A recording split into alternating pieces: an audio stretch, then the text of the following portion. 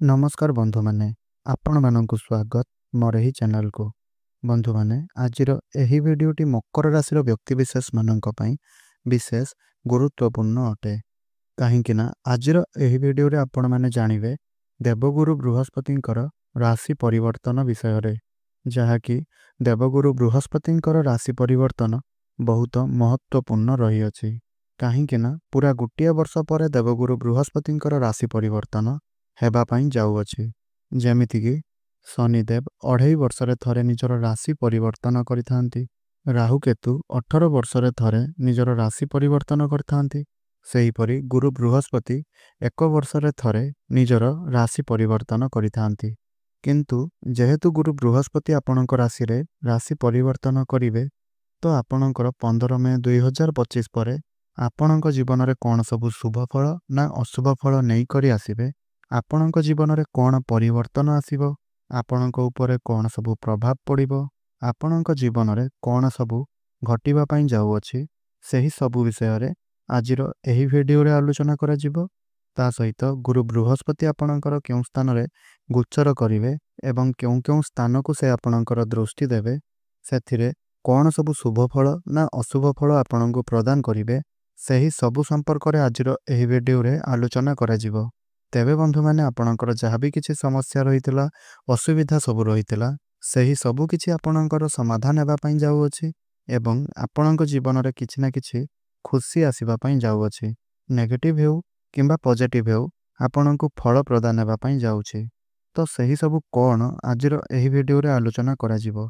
तबे बंधु माने वीडियोटी रे आगो को बढ़िबा पूर्वरु जदि एपर्यंत मोर ही चैनल टी को सब्सक्राइब करि नाहंती, तेबे सब्सक्राइब करी वीडियोटी को गोटे लाइक करि दियंतु एवं तळे आसुथुबा कमेंट बॉक्स रे जय गुरु बृहस्पति, जय माता लक्ष्मी निश्चय रूप रे लिखि दियंतु। आउ वीडियोटी को मकर राशि व्यक्ति विशेष मानक पाखकु शेयर निश्चय रूप रे करंतु। तो बंधु माने देवगुरु बृहस्पति मकर राशि व्यक्ति विशेष मानक ऊपर तांकर चलन पई केउ प्रकार प्रभाव पकाइबे ताहा संपर्क रे चलंतु आजिर एही वीडियो रे आलोचना करिनबा। देखंतु बंधु माने गुरु बृहस्पति आपणकर पंचम स्थान रे अवस्थान करिथिले। वर्तमान 15 मई 2025 परे अर्थात दीर्घ 12 वर्ष परे से आपणकर षष्ठ स्थान को आसी जाइछंती। गुरु बृहस्पति एही षष्ठ स्थान रे गोटे वर्ष धरी रहिबे। तो गुरु बृहस्पति हेउछंती द्वादश घरर स्वामी, तृतीय घरर स्वामी। तो से आपणकर षष्ठ गृह को आसिकी द्वादश घर, द्वितीय घर एवं दशम घर को दृष्टि पकाइबे। तो वर्तमान आसंतु जानि नबा जे से आपणको कोन सबु फल प्रदान करिवे। तो बंधु माने षष्ठ घरटी हेउछि रोगर, ऋणर, शत्रुर एवं कंपिटिशन र गृह बोली माना जाइथाय। जतबेले से आपणकर षष्ठ घर को आसीबे, सेतबेले से आपणकर द्वादश घर को दृष्टि देवे। तो निज घर को देखिबे। जेउ माने विदेश सहित जड़ित कार्य करूछंती, विदेशर गतिविधि रे जड़ित अछंती, किंबा फॉरेन जीवा पई चाहुछंती, किंबा फॉरेन रु किछि जिनिस किनिबा पई से माने चाहुछंती, तो गुरुंकर महापरिवर्तन आपणकर फॉरेन जीवा पई समय आसी जाइछि। आउ दायित्व मध्य आपणकर बहुत मिलिबो। ता सहित जदि आपण फॉरेन रे रहुछंती, गुरुंकर एही महापरिवर्तन आपणक पई बहुत भल रहिछि। फाइनेंशियल ग्रोथ हेबो। गुरु जेतेबेले षष्ठ गृह को आसीबे एवं से आपणकर द्वादश घर को दृष्टि देउछंती माने आपणकर वैदेशिक इनकम मध्य देखा देउछि। विदेश रो गतिविधि आपणकर बढ़िबारे लागिबो। विदेश रे रहुतिले विदेश सहित आपणकर संपर्क बढ़िबो। एमएनसी कंपनी रे जॉब मिलिबार संभावना मध्य आपणकर देखा देउछि। तो एहिटा बहुत भलो देखा देउछि। काहे कि ना गुरु बृहस्पति निज घर को देखुछंती माने आपणकर मन चाहुथिबा जिनिस रे आपण खर्च मध्य करिवे, एहिटा देखा देउछि। आउ जदि आपण एटा न करूछंती, ताहले सही पैसा को केउठी ना केउठी आपण इन्वेस्ट करि पारंती। काहे कि ना द्वादश घरटी हेउछि खर्चर घर। तेनु गुरु बृहस्पति निज घर को देखुछंती, तो सेथि पई आपणकर खर्चर मात्रा तो निश्चिंत रूप रे देखा देबो। हेले सही खर्च गुडी को आपणकर अजथा खर्च हेबो नै। आपण निज जिंस गुडी को पई निजे खर्च करिवे, सेटा आपणकर भल रहिछि।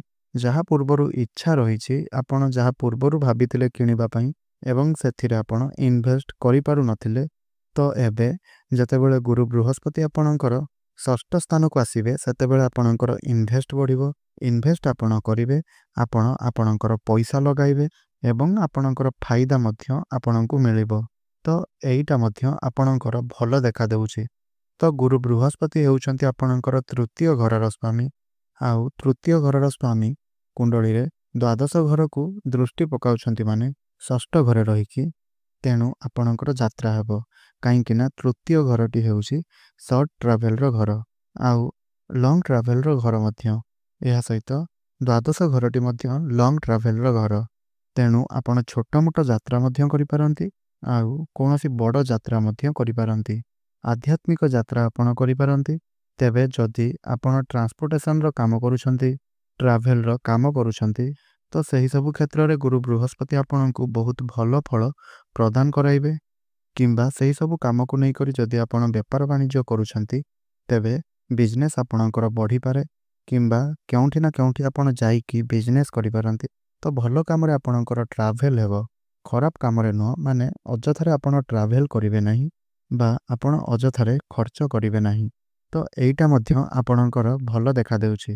ଆଉ ଗୁରୁ ବୃହସ୍ପତି ହେଉଛନ୍ତି ଆପଣଙ୍କର ଲିଭରର କାରକ, ଡାଇଜେସନର କାରକ, ପେଟର କାରକ, ଚର୍ବିର କାରକ ବୋଲି ମାନା ଯାଇଥାଏ।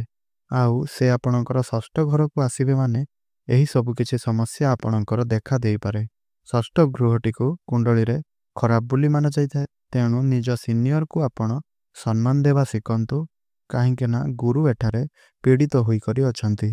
ଆଉ ଏହା ସହିତ ଷଷ୍ଠ ଗୃହ, ଅଷ୍ଟମ ଗୃହ, ଦ୍ୱାଦଶ ଗୃହ କୁଣ୍ଡଳୀରେ ଖରାପ ବୋଲି ମାନା ଯାଇଥାଏ। ତେଣୁ ଯେହେତୁ ଏଠାରେ ଗୁରୁ ବୃହସ୍ପତି ଆପଣଙ୍କର ଷଷ୍ଠ ଘରକୁ ଗୋଟିଏ ବର୍ଷ ଧରି ଆସିବେ, ତେଣୁ ଆପଣଙ୍କର ସେ ପୀଡ଼ିତ ହୋଇକରି ରହିବେ।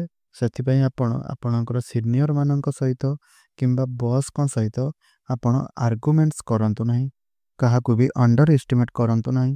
ଅଣ୍ଡରଷ୍ଟାଣ୍ଡିଂ ବନାଇକରି ରଖନ୍ତୁ, ସେଇଟା ମଧ୍ୟ ଆପଣଙ୍କ ପାଇଁ ଭଲ ରହିବ। ତ ଏହିସବୁ ପ୍ରତି ଯଦି ଆପଣ ଧ୍ୟାନ ଦେଉଛନ୍ତି, ତାହେଲେ ଆପଣଙ୍କ ପାଇଁ ବହୁତ ଭଲ ରହିବ। ସିନିୟର ହୁଅନ୍ତୁ, ବସ୍ ହୁଅନ୍ତୁ କିମ୍ବା ବଡ଼ ଲୋକ ହୁଅନ୍ତୁ, କାହା ସହିତ ଝଗଡ଼ା ମଧ୍ୟ ଆପଣଙ୍କର ହୋଇପାରେ। ତେଣୁ ଆପଣଙ୍କର ଯେଉଁ ରାଗ ରହୁଛି, ରୁଷା ରହୁଛି, ତ ଆପଣ ସେହି ସବୁକୁ କଣ୍ଟ୍ରୋଲ କରନ୍ତୁ। ଆର୍ଗୁମେଣ୍ଟସ୍ କାହା ସହିତ କରନ୍ତୁ ନାହିଁ କିମ୍ବା ସିଧା ସିଧା କାହା ମୁହଁରେ ଆପଣ ଜବାବ ଦିଅନ୍ତୁ ନାହିଁ। ଏଇଟା ମଧ୍ୟ ଖରାପ ଦେଖାଦେଉଛି। ଧ୍ୟାନ ଦେଲେ ଆପଣଙ୍କ ପାଇଁ ବହୁତ ଭଲ ରହିବ। ଏହା ସହିତ ଆପଣଙ୍କ ସ୍ୱାସ୍ଥ୍ୟ କଥା ଯଦି କହିବା, ତାହେଲେ ଆପଣଙ୍କର ଚର୍ବି ବୃଦ୍ଧି ମଧ୍ୟ ଦେଖାଦେଉଛି। ଯେଉଁ ଖାଦ୍ୟ ଆପଣ ଖାଇବେ ସେହି ଖାଦ୍ୟ ଆପଣଙ୍କର ହଜମ ହୋଇପାରେ, ନଚେତ୍ ହଜମ ନ ହୋଇପାରେ। କାହିଁକି ନା ଗୁରୁ ବୃହସ୍ପତି ହେଉଛନ୍ତି ଚର୍ବିର କାରକ। ଆପଣଙ୍କର ମୋଟାପା ବଢ଼ିପାରେ, ଆପଣଙ୍କର ଚର୍ବି ବୃଦ୍ଧି ମଧ୍ୟ ଦେଖାଯାଉଛି।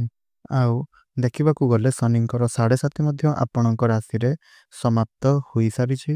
ଆଉ ଶନି ଆପଣଙ୍କର ତୃତୀୟ ଘରକୁ ଆସିଛନ୍ତି ମାନେ ଆପଣଙ୍କର ଯାହା ବି କିଛି ମାନସିକ ଦୁଶ୍ଚିନ୍ତା ରହିଥିଲା, ଦାୟିତ୍ୱ ଆପଣଙ୍କର ବଢ଼ିକି ଥିଲା, ପରିବାରରେ କିଛି ଦାୟିତ୍ୱ ରହିଥିଲା, କ୍ୟାରିୟରରେ ଆପଣଙ୍କୁ କମ୍ ଫଳ ପ୍ରଦାନ ହେଉଥିଲା, ତ ଶନି ଆପଣଙ୍କୁ ଏହି ସବୁ ଫଳ ପ୍ରଦାନ କରୁଥିଲେ। ଏଟା ତ ଅଲଗା କଥା, କିନ୍ତୁ ଗୁରୁ ବୃହସ୍ପତି ଆପଣଙ୍କୁ ଭଲ ଫଳ ପ୍ରଦାନ କରୁଛନ୍ତି। ତ ଗୁରୁ ବୃହସ୍ପତି ଯେତେବେଳେ ଆପଣଙ୍କର ଷଷ୍ଠ ଘରକୁ ଆସିବେ, ସେତେବେଳେ ସେ ଆପଣଙ୍କର କ୍ୟାରିୟରର ଘରକୁ ମଧ୍ୟ ଦୃଷ୍ଟି ଦେବେ। ଆପଣଙ୍କର କ୍ୟାରିୟରର ଘର ଅର୍ଥାତ୍ ସେ ଆପଣଙ୍କର ଦଶମ ଘରକୁ ଦୃଷ୍ଟି ଦେବେ। ତ ବନ୍ଧୁମାନେ ଦେଖନ୍ତୁ, ଗୁରୁ ବୃହସ୍ପତି ହେଉଛନ୍ତି ଜ୍ଞାନର କାରକ। ଆମେ କେତେ କ୍ଲିଅର ଅଛେ, ଆମର ଲାଇଫକୁ ନେଇକରି କେତେ ସଚ୍ଚୋଟପଣିଆ ରହିଛି, କେତେ ଦୟାଳୁ ଅଛନ୍ତି, ସେଇଟା ମଧ୍ୟ ଗୁରୁ ବୃହସ୍ପତିଙ୍କ ଠାରୁ ଜଣାପଡ଼େ। ତା ସହିତ ଆପଣଙ୍କ ଭିତରେ କେତେ ମ୍ୟାଚୁରିଟି ରହିଛି, ଆଉ ଆପଣ କ'ଣ ସବୁ କରିପାରିବେ, ଆପଣଙ୍କର ମନର ଭାବନା କେତେ କ୍ଲିଅର ଅଛି, ଏହି ସବୁ କିଛି ଆପଣଙ୍କର ଗୁରୁ ବୃହସ୍ପତିଙ୍କ ଠାରୁ ଜଣାପଡ଼ିଯାଏ। ଗୁରୁ ବୃହସ୍ପତି ଆପଣଙ୍କର ଦଶମ ଘରକୁ ଦୃଷ୍ଟି ଦେବେ ମାନେ ଆପଣଙ୍କର କାମ କ୍ଲିଅର ହେବ। ସଚ୍ଚୋଟପଣିଆ ସହିତ ଆପଣ ଆପଣଙ୍କର କାମଟିକୁ କରିବେ, ସହଜରେ କାମ କରିବେ, ଜ୍ଞାନ ଆପଣଙ୍କର ବଢ଼ିବ, କାମକୁ ମଧ୍ୟ ଆପଣ ଶିଖିବେ ଏବଂ ଶିଖେଇବେ ମଧ୍ୟ। ଏବଂ ରିସର୍ଚ୍ଚ କାମ ଯଦି ଆପଣ କରୁଛନ୍ତି, ଆଉ ବେଳେବେଳେ ଆପଣ କାମରେ ଇଣ୍ଟରେଷ୍ଟ ଦେଉନଥିଲେ, କାମକୁ ଡରୁଥିଲେ, କାମ ପାଇଁ ଦୌଡ଼ୁଥିଲେ, ଏନ୍ଜାଇଟି ଆପଣଙ୍କର ରହୁଥିଲା, କାମରେ ଆପଣଙ୍କର ମନ ଲାଗୁନଥିଲା, କିନ୍ତୁ ଗୁରୁ ବୃହସ୍ପତି ଆପଣଙ୍କର ଦଶମ ଭାବକୁ ଦେଖୁଛନ୍ତି ମାନେ ଆପଣଙ୍କର କାମରେ ଇଣ୍ଟରେଷ୍ଟ ବଢ଼ିବ। କାହିଁକି ନା ଗୁରୁ ବୃହସ୍ପତିଙ୍କର ଦୃଷ୍ଟି ଦଶମ ଘର ଉପରେ ପଡ଼ିଛି। ଆଉ ଗୁରୁ ବୃହସ୍ପତିଙ୍କର ଦୃଷ୍ଟିକୁ ଶୁଭ ବୋଲି ମାନାଯାଇଥାଏ। ଶୁଭର କାରକ ହେଉଛନ୍ତି ଗୁରୁ ବୃହସ୍ପତି। ମାନେ ଆପଣଙ୍କର ମ୍ୟାନେଜମେଣ୍ଟ ସ୍କିଲ୍ ବହୁତ ଭଲ ହେବ, ସ୍ପିରିଚୁଆଲ୍ ଟ୍ରାଭେଲ୍ ଆପଣ ବନାଇବେ, ସ୍ପିରିଚୁଆଲ୍ କ୍ଷେତ୍ରରେ ଆପଣଙ୍କର ବଢ଼ିବ, କାମକୁ ନେଇକରି ସିରିୟସ୍ ହେବେ, କାମରେ ଆପଣଙ୍କର ଗ୍ରୋଥ୍ ଦେଖାଦେଉଛି। ଆଉ ଆପଣ ଭାବିବେ ପରିବର୍ତ୍ତନର କଥା। ତ କ'ଣ ସବୁ କଲେ ଆପଣଙ୍କର ଭଲ ପରିବର୍ତ୍ତନ ଆସିବ ସେଇଟା ମଧ୍ୟ ଆପଣ ଦେଖିବେ। କାହିଁକି ନା ଗୁରୁ ବୃହସ୍ପତିଙ୍କର ପରିବର୍ତ୍ତନ ହୋଇଯାଉଅଛି 15 ମେ 2025 ପରେ। ଏହା ସହିତ ଶନିଙ୍କର ମଧ୍ୟ ପରିବର୍ତ୍ତନ ହୋଇଅଛି ତୃତୀୟ ଘରକୁ। ତେଣୁ ଆପଣଙ୍କର ବହୁତ ଭଲ ହିଁ ଦେଖାଦେଉଛି। ଦେଖନ୍ତୁ, ଗୁରୁ ବୃହସ୍ପତି ଯେତେବେଳେ ଆପଣଙ୍କର ଷଷ୍ଠ ଘରକୁ ଆସିବେ ସେତେବେଳେ ସେ ଆପଣଙ୍କର ତୃତୀୟ ଘରକୁ ମଧ୍ୟ ଦୃଷ୍ଟି ଦେବେ। ଦ୍ୱିତୀୟ ଗୃହକୁ ସେ ଆପଣଙ୍କର ଦୃଷ୍ଟି ଦେବେ। ଆଉ ଦ୍ୱିତୀୟ ଘରଟି ହେଉଛି ଆପଣଙ୍କର ଧନର, ବାଣୀର ଏବଂ କଥାବାର୍ତ୍ତାର ଘର। ତ ଆପଣଙ୍କର ଧନ ସ୍ଥାନରେ ଗୁରୁ ବୃହସ୍ପତିଙ୍କର ଦୃଷ୍ଟି ପଡ଼ୁଛି ମାନେ ଖର୍ଚ୍ଚ ସ୍ଥାନରେ ତ ଆପଣଙ୍କର ଦୃଷ୍ଟି ପଡ଼ୁଥିଲା, ତା ସହିତ ଆପଣଙ୍କର ଦ୍ୱିତୀୟ ସ୍ଥାନ ଅର୍ଥାତ୍ ଧନର ସ୍ଥାନରେ ଦୃଷ୍ଟି ମଧ୍ୟ ପଡ଼ୁଅଛି। ତ ସେହି ଦୃଷ୍ଟିରୁ ଦେଖିବା ପାଇଁ ଗଲେ ଆପଣଙ୍କର ଅର୍ଥ ରାଶି ଖର୍ଚ୍ଚ ଯିବ ଏବଂ ଅର୍ଥ ରାଶି ଆପଣଙ୍କ ପାଖକୁ ଆସିବ। ବ୍ୟାଙ୍କ ବାଲାନ୍ସ ଆପଣଙ୍କର ବଢ଼ିବ, ପ୍ରମୋସନ୍ ଆପଣଙ୍କୁ ମିଳିବ। ଯେଉଁମାନେ ଚାକିରି ଖୋଜୁଛନ୍ତି ଚାକିରି ସେମାନଙ୍କୁ ମିଳିପାରୁନଥିଲା ତ ସେମାନଙ୍କୁ ଚାକିରି ମିଳିବାର ସମ୍ଭାବନା ଅଧିକ ରହିଅଛି। ତ କୁଟୁମ୍ବ ଏବଂ ପରିବାରରେ ଯଦି କେହି ଅବିବାହିତ ଅଟନ୍ତି, ଯେଉଁମାନଙ୍କର ବିବାହ ହୋଇନାହିଁ, ଗୁରୁ ବୃହସ୍ପତିଙ୍କର ଶୁଭ ଦୃଷ୍ଟି ପଡ଼ୁଛି। ଆପଣଙ୍କର ଏହିସବୁ ଯେହେତୁ ହେଉଅଛି, ଆଉ ଦ୍ୱିତୀୟ ଘରଟି ହେଉଛି କୁଟୁମ୍ବ ଏବଂ ପରିବାରର, ତ ସେଥିପାଇଁ ଆପଣଙ୍କର କୁଟୁମ୍ବ ବା ପରିବାରରେ ଖୁସି ପରିଲକ୍ଷିତ ହେବ। ଯଦି ବିବାହ କରିନଥିଲେ ତାହେଲେ ବିବାହର ପ୍ରସ୍ତାବ ଆସିପାରେ, ବିବାହ କରିବାର ସମ୍ଭାବନା ଦେଖାଦେଉଛି। ଯଦି ବିବାହିତ ଅଟନ୍ତି ତାହେଲେ ଫ୍ୟାମିଲି ପ୍ଲାନିଂ କରନ୍ତୁ, ଏହା ଆପଣଙ୍କ ପାଇଁ ବହୁତ ଭଲ ଦେଖାଦେଉଛି। ଏବଂ ସନ୍ତାନଙ୍କ ପାଇଁ ଆପଣ ପ୍ଲାନିଂ କରନ୍ତୁ।